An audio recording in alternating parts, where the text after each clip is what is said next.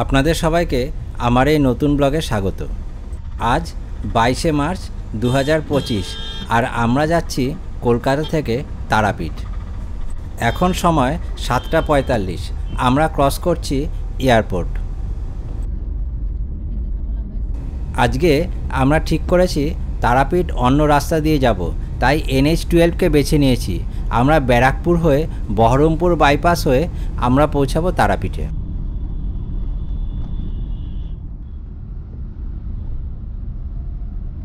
আমার বাদিকে Belgharia express highway. এই বেলঘরিয়া এক্সপ্রেস হাইওয়েটা না ধরে আমি একটু এগিয়ে যাব, এগিয়ে গিয়ে বিরাটি দিয়ে সোজা গিয়ে কল্যাণী এক্সপ্রেস হাইওয়েটা ধরব।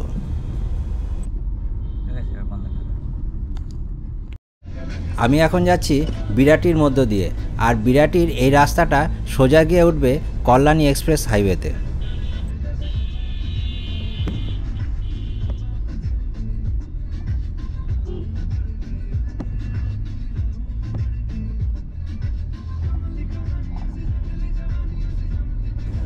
এখন আমরা ক্রস করছি বিরাটির স্টেশন মোড় চত্বর।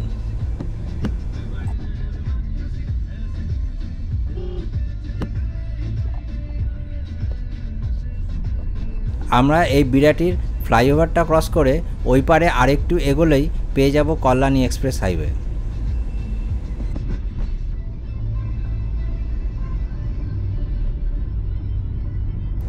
আকাশে মেঘ করেছে এবং ঝড় বৃষ্টি হওয়ার খুব সম্ভাবনা আছে।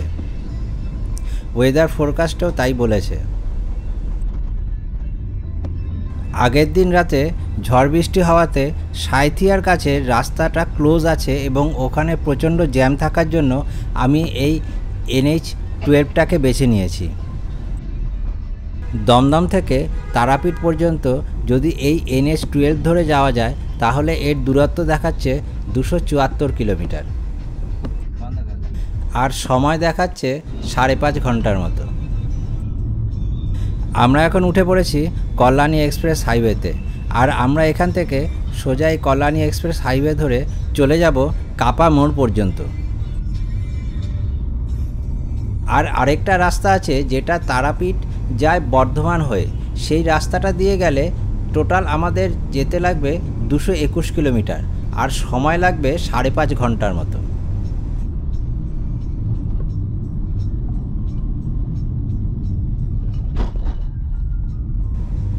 আমার সাথে থাকুন আর দেখে নিন এই রাস্তা দিয়ে আমরা কিভাবে তারাপীঠে পৌঁছালাম।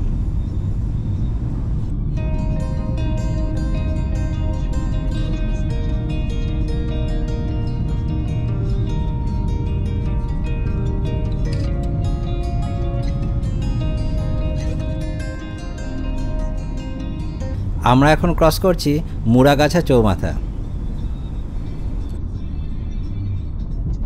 এখন এই ফ্লাইওভারগুলোর কাজ কমপ্লিট হওয়াতে দারুণ লাগছে এই রাস্তা দিয়ে যেতে।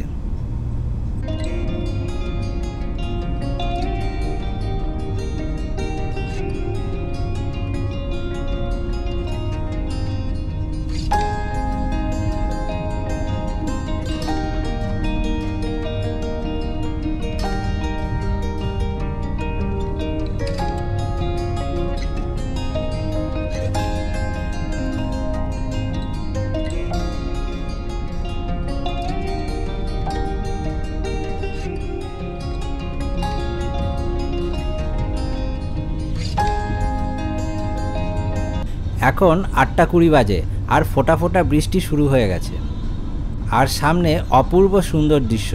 আকাশে মেঘ আর বৃষ্টি পড়ছে, আর রাস্তা ফাঁকা, আর চালাতে দারুণ লাগছে এই রাস্তা দিয়ে।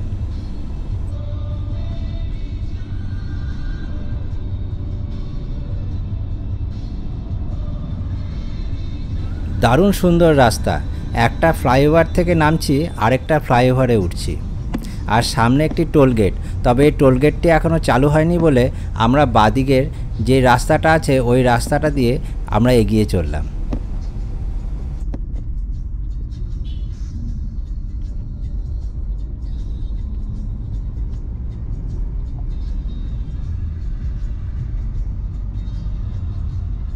এত সুন্দর আর স্মুথ রাস্তা যে আমরা খুব তাড়াতাড়ি ভাটপাড়া চলে এসেছি।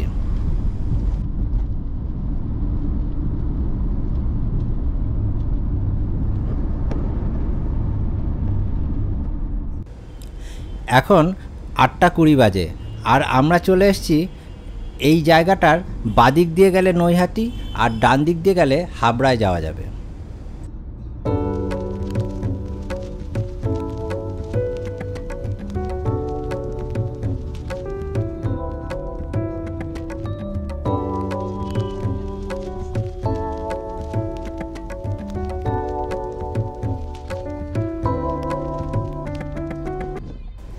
আমরা এখন কল্যাণী এক্সপ্রেস হাইওয়ে থেকে ডান দিকে টার্ন নিলাম আর আমরা এখন এসে পড়লাম কাঁচরাপাড়া হরিণঘাটা রোডে।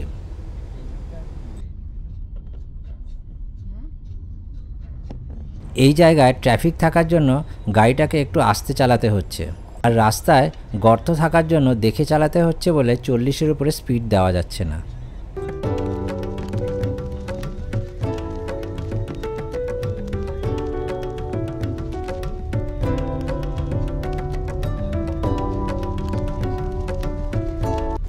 এই রাস্তায় আমার স্পিড 40-এ নেমে গেছে।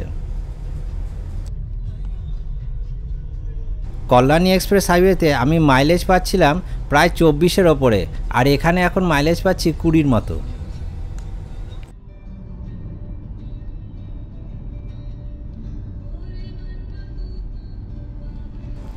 আমাদের সামনে একটা ফ্লাইওভার পড়লো, বোঝা যাচ্ছে না এই ফ্লাইওভারটা কোত্থেকে আসছে, হয়তো কল্যাণী এক্সপ্রেস হাইওয়ে থেকে এই ডালখোলা রোডের কানেক্টিং হাইওয়ে।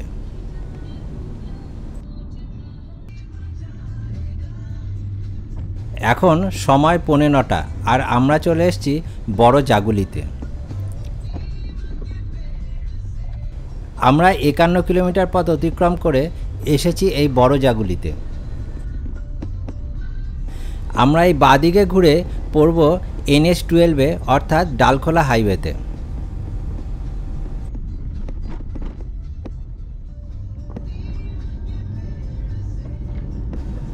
আমরা এখন NH-12 ধরে আগাচ্ছি আর ফোঁটা ফোঁটা বৃষ্টি পড়েই যাচ্ছে।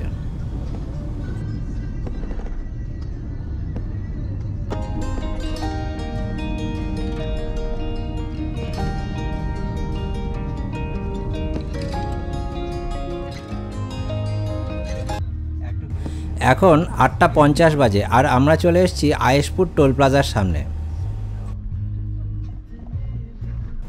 এই টোল প্লাজাটা বড়ই অদ্ভুত, একটু বাঁকা, তাই সবারই এই আয়েশপুর টোল প্লাজাটা মনে থাকে।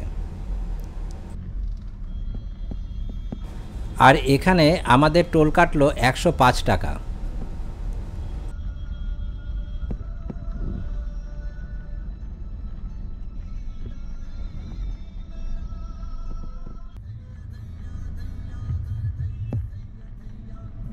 এই সময় একটু ট্রাফিক বেশি থাকায় আমাদের এই টোল প্লাজাতে একটু বেশি সময় লেগে গেল। আর বৃষ্টি কিন্তু টিপ টিপ করে পড়ছে।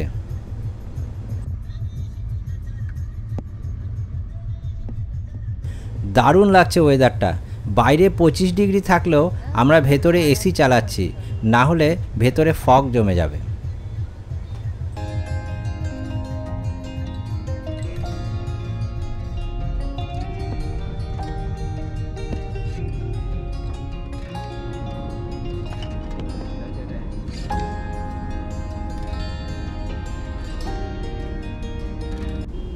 কি অপূর্ব সুন্দর ওয়েদার, ভাবাই যায় না। আর দারুণ লাগছে এই রাস্তা দিয়ে গাড়ি চালাতে।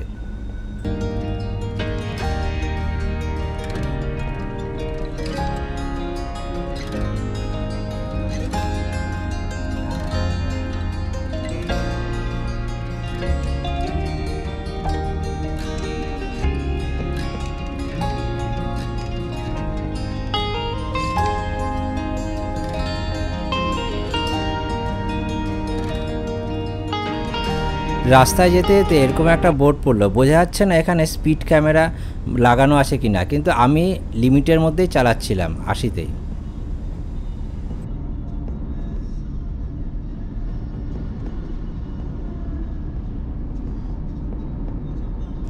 আর দেখতে দেখতে আমরা চলে আসলাম চাকদা।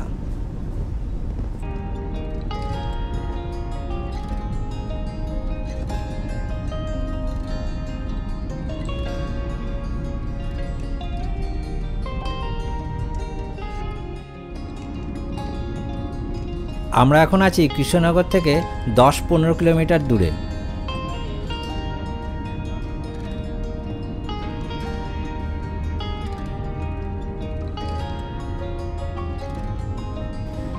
আকাশে মেঘ থাকার জন্য আকাশের রংটা দারুণ লাগছে, আর এই ফ্লাইওভার দিয়ে চালাতেও খুব ভালো লাগছে।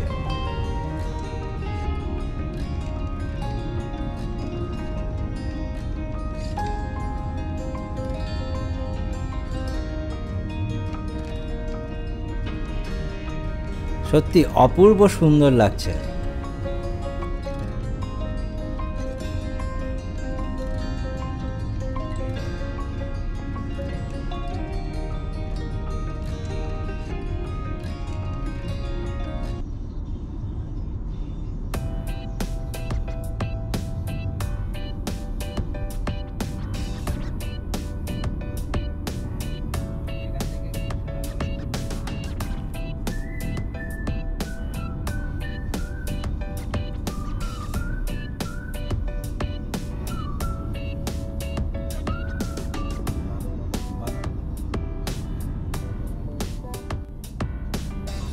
এখান থেকে বহরমপুর 109 কিলোমিটার।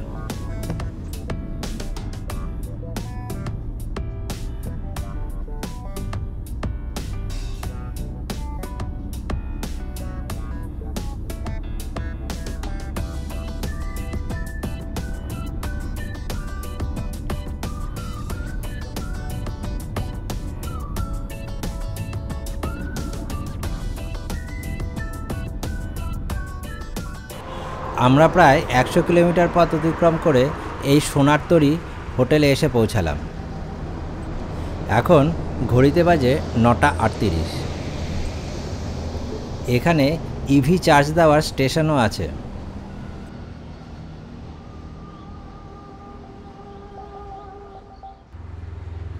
চলুন তাহলে আমরা এই হোটেলের ভেতরে যাই আর এই ভেতরটা দেখে নিই কীরকম।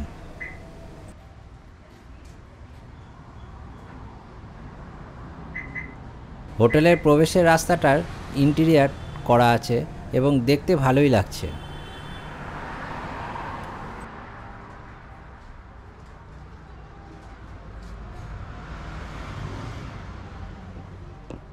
ভেতরের বাদিকে বাথরুম আছে, লেডিস এবং জেন্টস, এবং বাথরুমগুলো যথেষ্ট পরিষ্কার।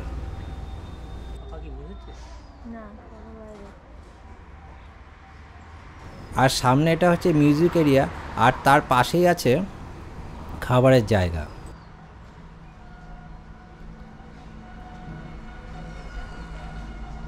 কেউ যদি এই ওপরে বসে খেতে চায় সেই ব্যবস্থাও আছে। এই রেস্টুরেন্টের ভেতরটার ইন্টেরিয়ারটা অনেকটা এই রকম এবং বেশ ভালো পরিষ্কার। আমাদের ভালোই লেগেছিল এর ইন্টেরিয়ারটা, এবং এদের ব্যবহারও খুবই ভালো। আমাদের অর্ডার ছিল পুরি সবজি আর দই পরোটার। পরোটাটা খুবই নরম ছিল এবং পুরিটাও খুবই নরম ছিল, আর টেস্টও খুবই ভালো ছিল। তাই আমি রেকমেন্ড করব যে আপনারা যদি এই রাস্তা দিয়ে আসেন এখানে এসে খেতে পারেন, আর এখানের দামও রিজনেবল। আর খাওয়া শেষ করে আমরা একটু আইসক্রিমও খেয়ে নিলাম।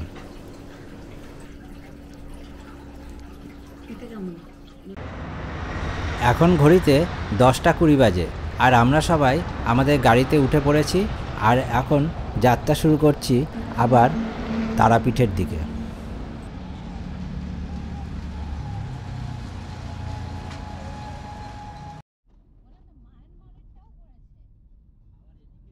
কৃষ্ণনগর সিটি যাওয়ার রাস্তাটা বাদিকে চলে যাবে, আর আমরা সোজা বেরিয়ে যাব শিলিগুড়ির দিকে।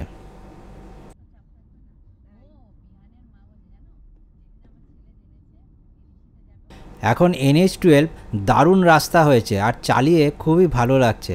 আর রাস্তাটা মোটামুটি ফাঁকাই আছে, তাই ভালো স্পিড নেওয়া যাচ্ছে। তবে আমি স্পিড লিমিটের মধ্যেই রাখছি, 80-র ওপরে উঠছি না।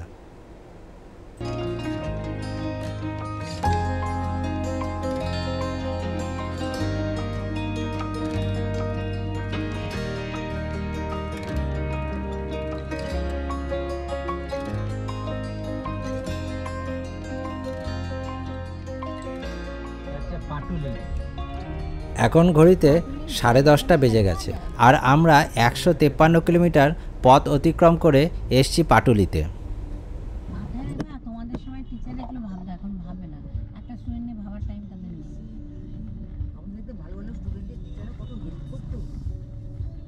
বাইরে ফোঁটা ফোঁটা বৃষ্টি পড়ছে আর এখানে আমরা বেশ কিছুক্ষণ প্রায় 15 মিনিটের মতন এই জ্যামেই ফেসেছিলাম, কারণ এখানে রাস্তার কাজ চলছে, তার জন্য জ্যামটাও ভালোই হয়েছিল।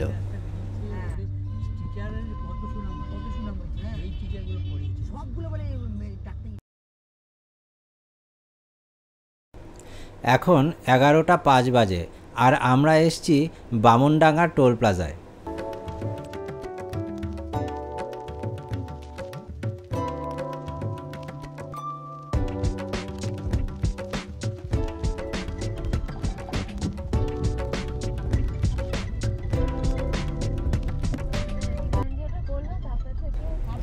এখানে আমাদের টোল কাটলো 100 টাকা।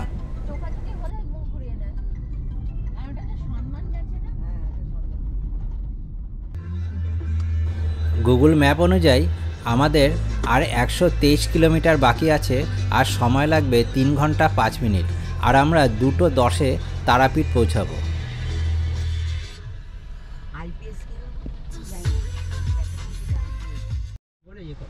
আমরা 171 কিলোমিটার পথ অতিক্রম করে বেলডাঙ্গাতে এসেছি। এখন সময় 12:05 আর এখান থেকে দূরত্ব দেখাচ্ছে 93 কিলোমিটার আর সময় লাগবে 2 ঘন্টা 20 মিনিট। আমরা এখানে এসে একটু জ্যাম পেয়েছি আর ট্রাফিক খুবই স্লো চলছে।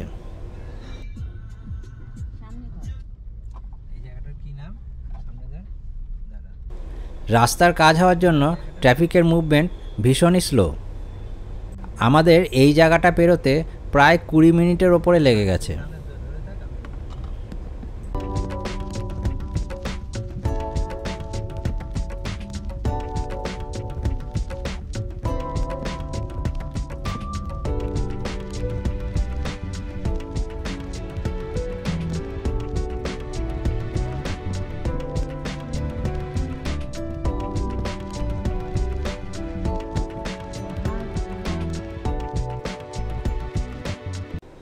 আমরা এখন NH-12 ধরে সোজা এগোচ্ছি, যেই রাস্তা সোজা শিলিগুড়ি, ডালখোলা, মালদা দিয়ে যায়।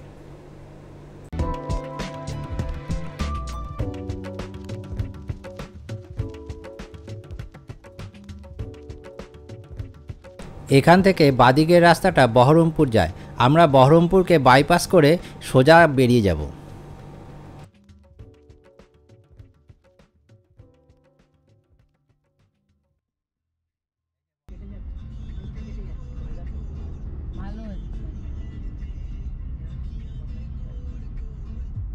আমরা এখন বহরমপুরকে বাইপাস করে সোজা বেরিয়ে যাচ্ছি।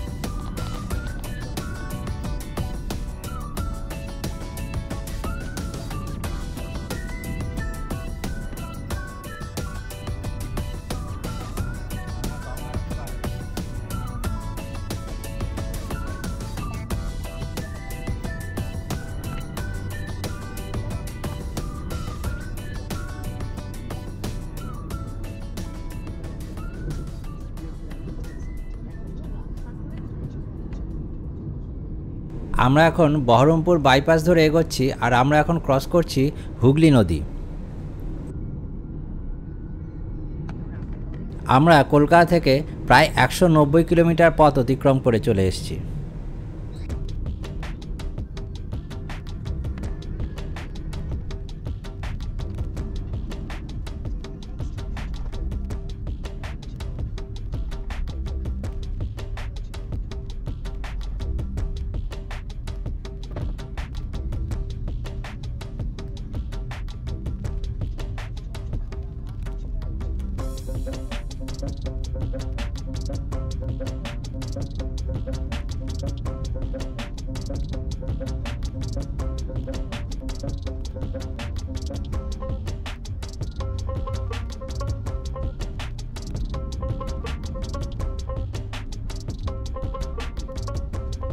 এখান থেকে ফারাক্কা 96 কিলোমিটার। আমরা অত দূর যাব না, আমরা বাদিকের একটা রাস্তা দিয়েই যাব, যেটার নাম হচ্ছে খাগড়াঘাট চৌরঙ্গি রোড।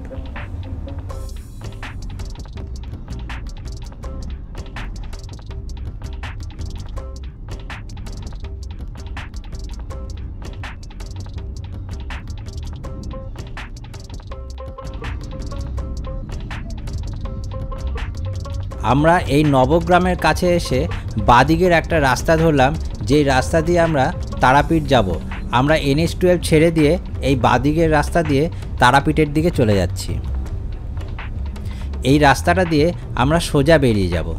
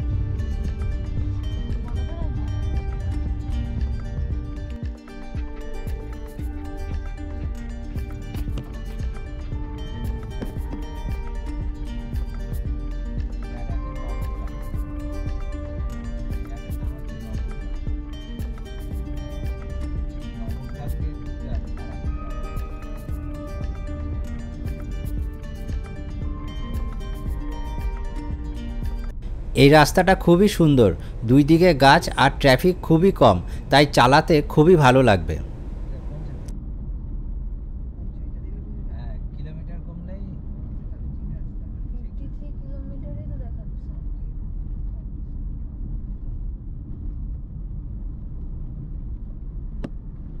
একটা নতুন রাস্তা দিয়ে তারাপীঠ যাওয়ার আনন্দই আলাদা।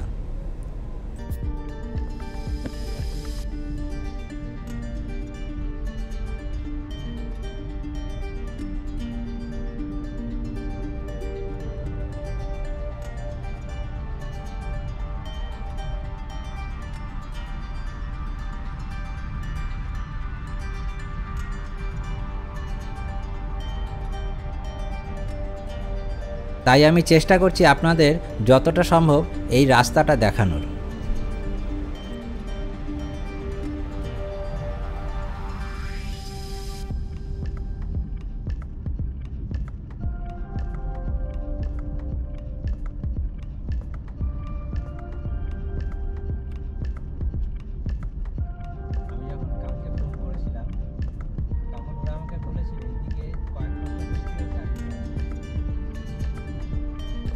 আর দুপাশে এরকম সবুজ ক্ষেত, যেটা দেখে আপনাদের চোখ জুড়িয়ে যাবে।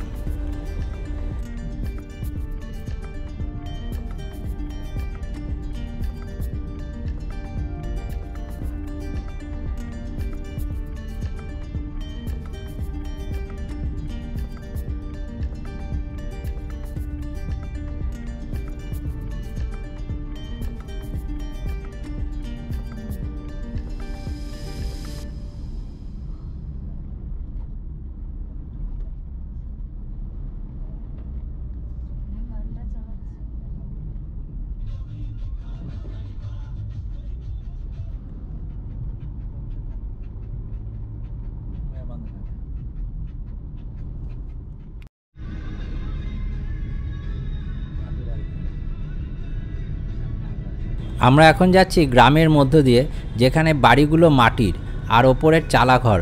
দারুণ লাগছে এই গ্রামটা দেখতে।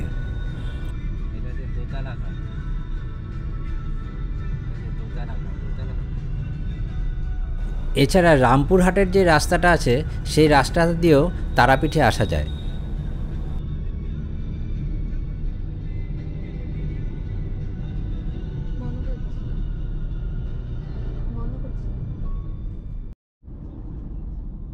আমার এই নবগ্রামের যে রাস্তাটা দিয়ে আমি ঢুকেছি সেই রাস্তাটায় আসার আগে আরেকটা টোল দিতে হয়েছিল শিবপুর টোল প্লাজায়। ওখানে আমার টোল কেটেছিল 125 টাকা।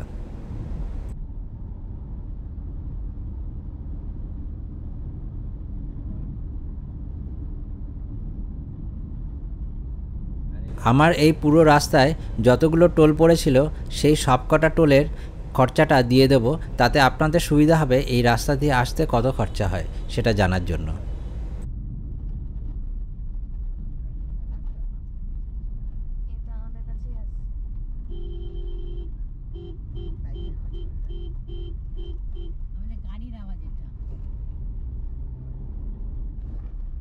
আমরা এই রাস্তাটা দিয়ে সোজা রামপুরহাটের যে রাস্তাটা আছে সেই রাস্তাটাতেই উঠব।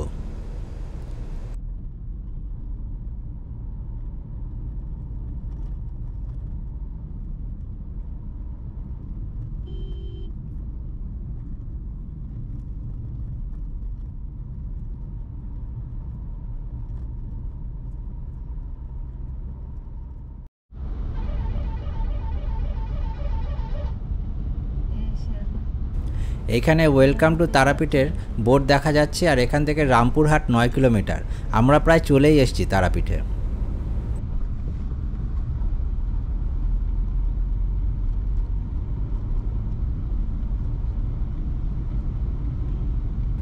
আর এই রাস্তাগুলোতে প্রচুর ছাগল ক্রস করে, তাই একটু দেখে চালাতে হয়।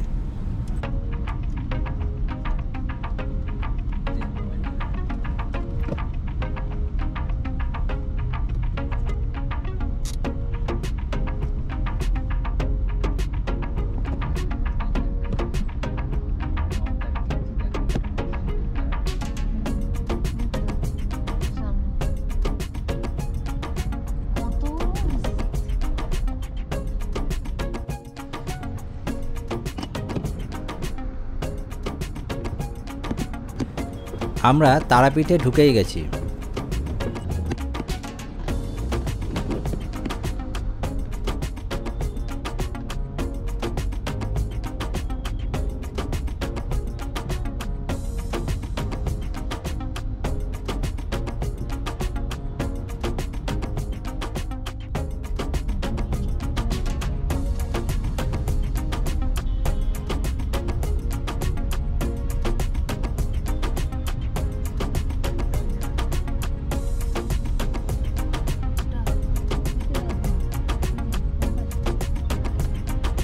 দীর্ঘ 267 কিলোমিটার পথ অতিক্রম করে আমরা চলে এসেছি তারাপীঠে।